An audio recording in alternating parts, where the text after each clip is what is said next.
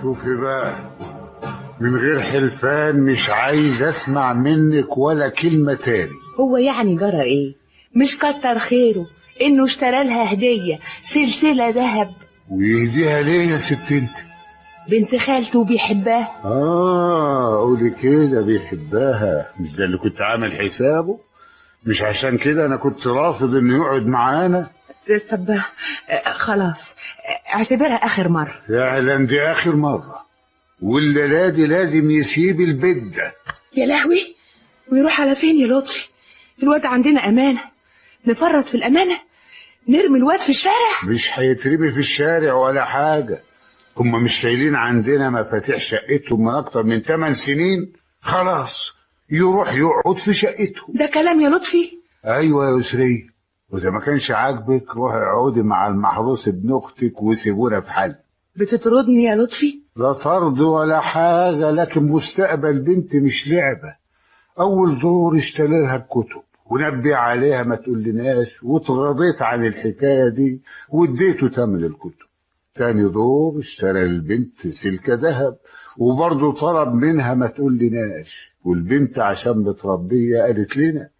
يا عالم بقى، لو انا استنيت لما تبقى فيه مرة تالتة يا ترى هتقول لنا ولا لا؟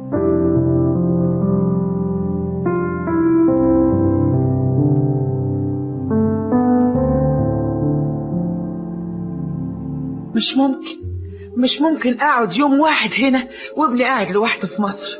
لازم تسفرني، انا عايزه اروح لابني. ما تهدي شويه يا فضيله. اهدى ازاي بس يا همام؟ ابني لوحده ده لا بيعرف يطبخ ولا يغسل ولا يعرف يعمل لنفسه كوبايه شاي. روحني يا همام.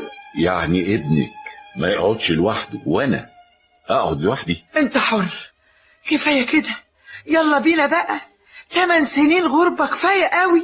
يعني قعدة الغربة دي مش عشانك انت وولادك؟ عندك بنات صغيرين هيتجوزوا في يوم من الأيام، هتجهزي لهم منين؟ وابني يا همام، ابني أطمن عليه ازاي كده يا يسرية؟ دي الأمانة اللي أمنتك عليها يا ستي. لا يسرية ولا غيرها، على رأي المثل ما حك جلدك مثل ظفرك. وابني يا همام تلاقيه قاعد في شقتنا مبسوط. انت عارفة يا ابنك واد بينكسف، تلاقيه لا كان بياكل ولا بيشرب، والاسم جميل بيعملوه فينا. ده الواد تلاقيه خس وبقى حالته وحشة. طيب أسافر أطمن عليه وارجع على طول. اهو دلوقتي اسمه في